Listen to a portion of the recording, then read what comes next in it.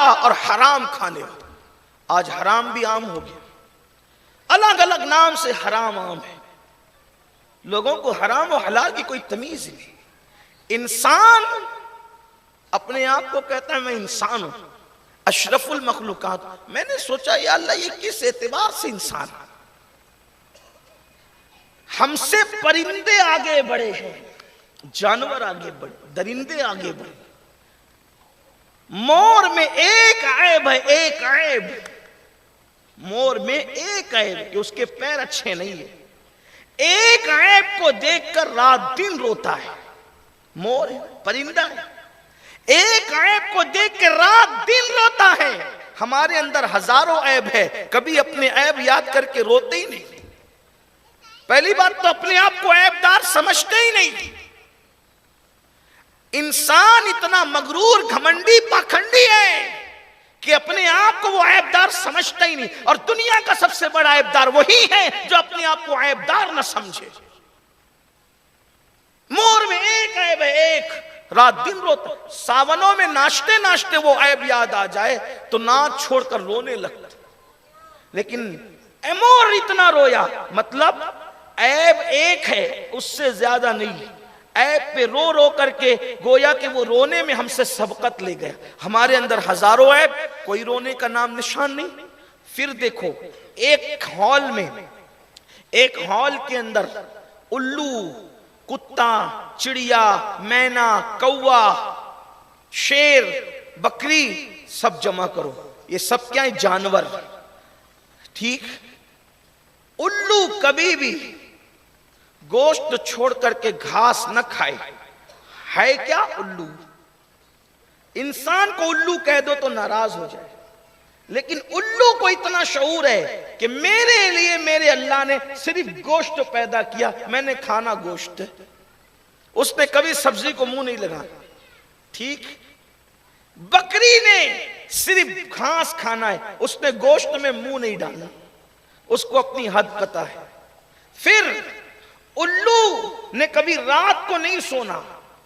रात को आपको कभी उल्लू सोता ना मिलेगा, उसको अपनी हद पता है। मेरे लिए अल्लाह ने दिन को सोने के लिए बनाया है, रात नहीं। वो रात जगता रहेगा। यही है, ऐसा ही है। उल्लू को पता है मेरे लिए अल्लाह का कानून क्या है। इंसान उल्लू से बदतर हुआ कि उल्लू के लिए जो टाइम कुदरत ने सोने जागने का रखा हुआ, उस टाइम जाग, कुदरत ने जो टाइम रखा जागने का वो जागता है, जो सोने का रखा वो सोने का रखा। यहां ना सोने का कोई टाइम है ना जागने का कोई टाइम है ना। उल्लू से पीछे हुए किसमें? नींद में, सोने में। फिर खाने पीने में जानवरों से पीछे हुए। जानवर की जो ग़िज़ा अल्लाह ने मुकर्रर कर दी है उससे हट करके जानवर मुंह ना डाले। बल्कि गधा देखो, गधा, गधा कभी गोश्त न खाए, वो कभी गोश्त नहीं खाएगा, सूंघ के मुंह हटा दे। किसी को गधा बोल दो तो नाराज हो जाए, इतना बेअकल है गधा। जानवरों की दुनिया में सबसे बेवकूफ मखलूक को गधा कहते हैं। और उस गधे से भी बढ़ करके अभी क्या कहें कि उसको पता है। आप कहेंगे हमारी जिल्लत करने बैठा है। मैं जिल्लत करने नहीं, हकीकत बताने बैठा। देखो गधा गोश्त में मुंह नहीं डालता, सूंघ के मुंह हटा लेता है। उसने गोश्त नहीं खाना, उसकी जो ग़िज़ा कुदरत ने वही उसने खाना। आप मुझे बताएं, गधे को पता है मैंने क्या खाना नहीं खाना, इंसान तुझे नहीं पता? गधे से भी गैर गुजरा हुआ और अपने आप को क्या समझ रहा है तू?